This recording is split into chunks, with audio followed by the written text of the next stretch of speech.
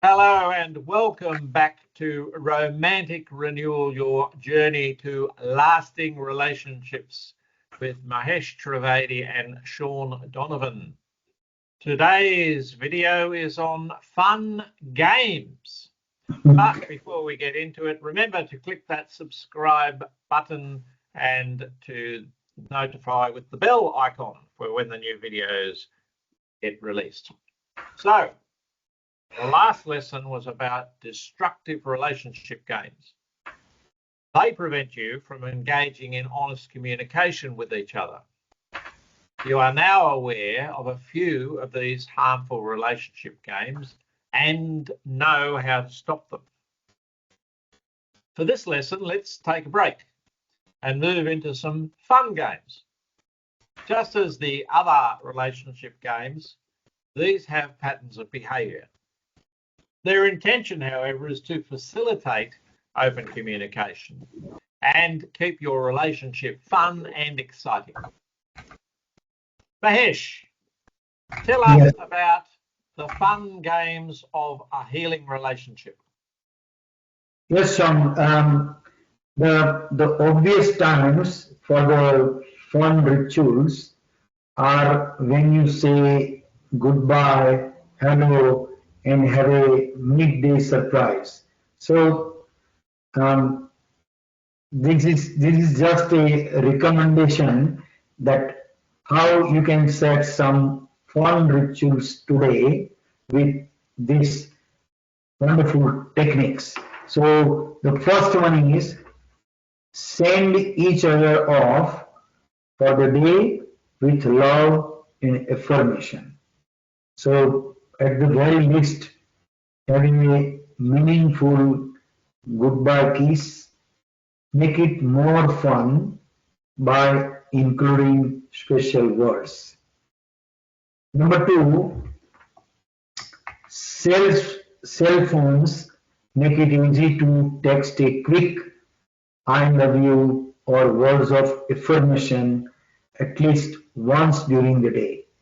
So this little text often arrive at the perfect time to lift your loved one's day, feeling good. And at the same time, you could also sneak a sweet note into the lunch or purse or the briefcase. Number three, at the end of the day, demonstrate how much you miss them. So work days are usually long and often stressful. So an excited greeting and big hug can do wonders to help both of you switch your mindset from work to family time. Terrific, Mahesh. I was just thinking that's why people have dogs. Come and greet them when they come home. Dogs are always excited to see you, and it's a wonderful thing. Let's talk about some unexpected rituals of love. What do you do or say that makes your partner grin? What does your partner do or say that puts a grin on your face and a bounce in your step? Notice what warms your partner's heart and then make plans to do it again and again. Gary Chapman, the author of the 5 Love Languages, says that each person has one of 5 ways which demonstrations of love are most meaningful to them. 1, receiving gifts. 2, words of affirmation. 3, physical touch. 4, quality time. And 5th, acts of service or devotion. So, Mahesh, different people respond to different signs of love. Just tell us a little bit about that. So, Sean, there are some strategies to discover your partner's preferred love language. So, number one, is it gift or praise? So, does your partner bring when you bring a card or gift, or is it when you give praise for a quality of their characters? So if your partner responds positively to gifts, cards, flowers, or a special memento, you know gifts are important signs of love. If your partner responds strongly to your compliments and affirmations, then give them more of those. And if you are not a spontaneous person, plan your spontaneity. Put in your calendar, make a list of compliments if you have a difficult time thinking on the spot. Number two, special time or act of service. Like notice if your partner is overjoyed when you spend special time with them, or perhaps they feel your love more when you take out the trash or wash the clothes without being asked.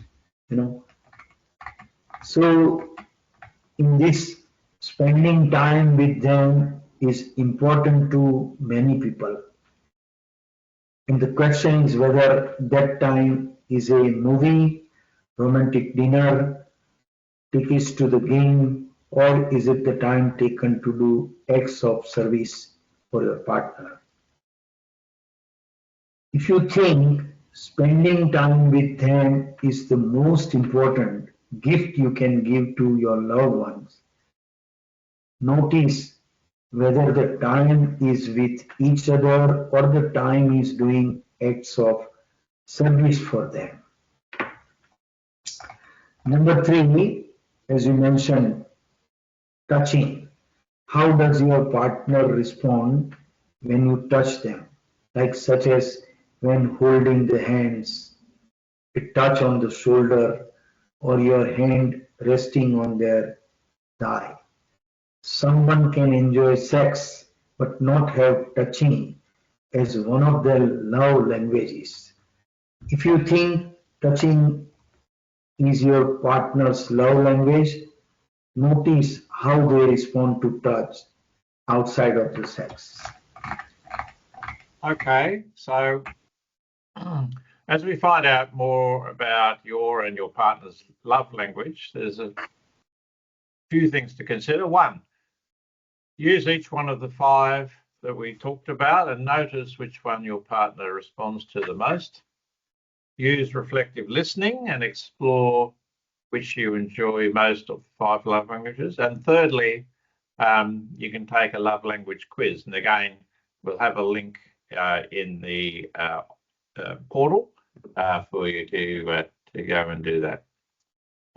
The ritual of communication, we keep harping on about communication, but make it a ritual for you. Spending time on communication is not something you do just when facing challenges. Yes. Communication keeps you connected with each other. So Mahesh, when you end your day together, share four things. What four things would you share with your partner? Yeah, so when you end your day together, share these four things with your partner. Number one, what you enjoy the most about your partner today. The second one is the most important thing that happened to you when you and your partner were apart. Number three, what you want to do most. Number four is what you want the two of you to do together. So basically all possibilities are there. So sharing little rituals, even it takes only 2 minutes, keeps you connected to each other. You come to know the little and important things about each other. You share your heart and your relationship becomes deeper and more valuable to both of you. Great, thanks Mahesh. So just to summarize our lesson today, form daily rituals for the ordinary events of life, such as leaving in the morning, texting during the day, greeting each other when you come home, and saying good night. Yes. When you add to your ritual short statements about what happened during the day, which was most important to you, your relationship stays fresh. Yes. Saying or doing what fills the heart of your partner the most is what they call the icing on the cake. Yes. In the next lesson, we will explore common fears in relationships and how to work through them. And you guessed it, yes, communication is a big part of this. But before you move on, again, please take a few minutes to go back over what we've talked about today, re-listen to parts you want to re-listen to, take notes. In the online portal, there'll be some reflection questions and some other download materials for you to access. So until next time, thank you very much, and we'll see you in the next lesson.